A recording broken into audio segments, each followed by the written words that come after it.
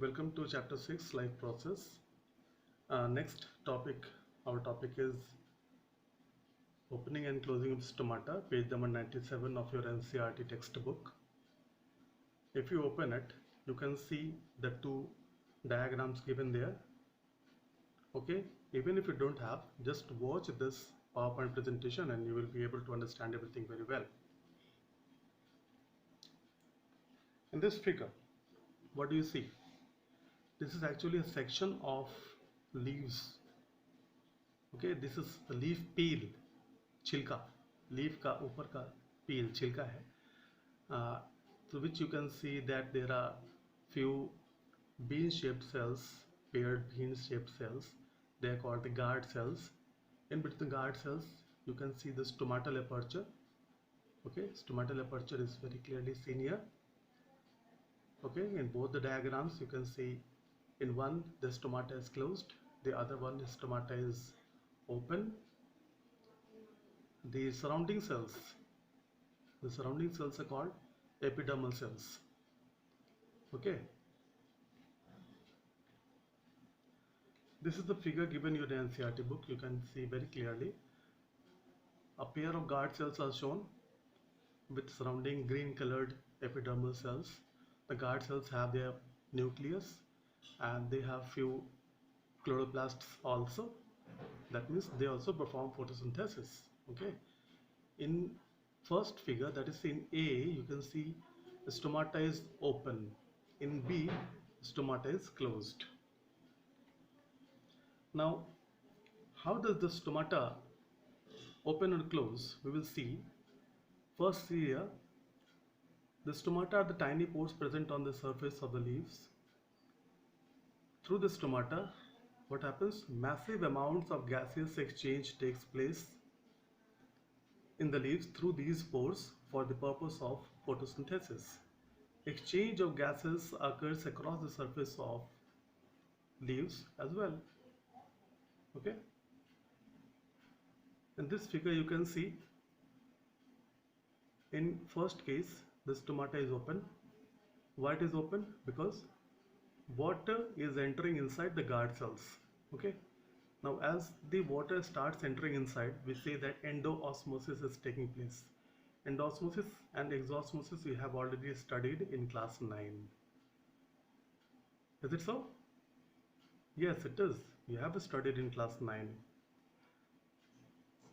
Now, as the water starts entering inside the guard cells become swollen, and as they swell up, the pore inside in between these two guard cells, that is called stomata, these are very clearly seen now. It is said that they are open. That means they are ready to exchange gases. In the second figure, you can see that the stomata is closed. Why?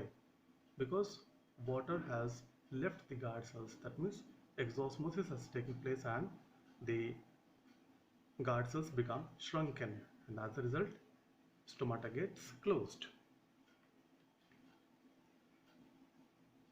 The reason is here, since large amount of water can also be lost through these stomata, the plant closes these pores when it does not need carbon dioxide for photosynthesis. Is it clear? Large amounts of water can also be lost through these stomata. You know the process? This is called transpiration. The plant closes these pores when it does not need carbon dioxide for photosynthesis. That means during night, the carbon dioxide is not required because photosynthesis is not taking place, so stomata will get closed.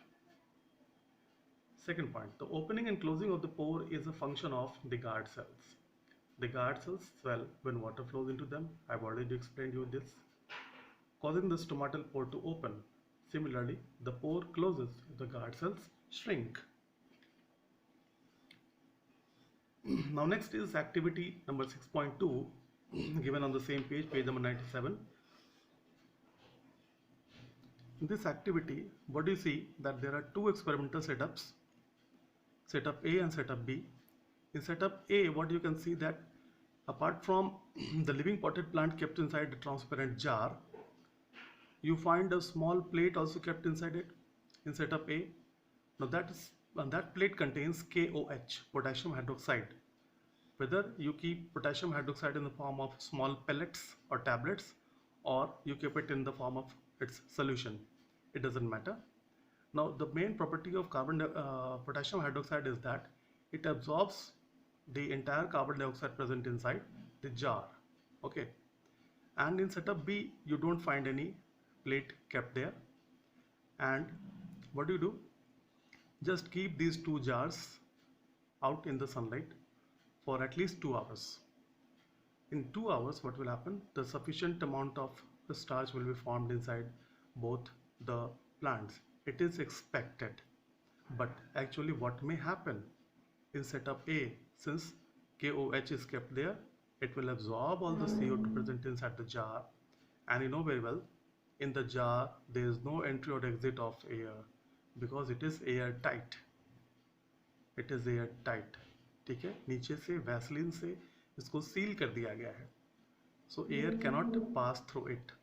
So whatever carbon dioxide was present inside it, now the entire carbon dioxide is finished and the plant will not get CO2.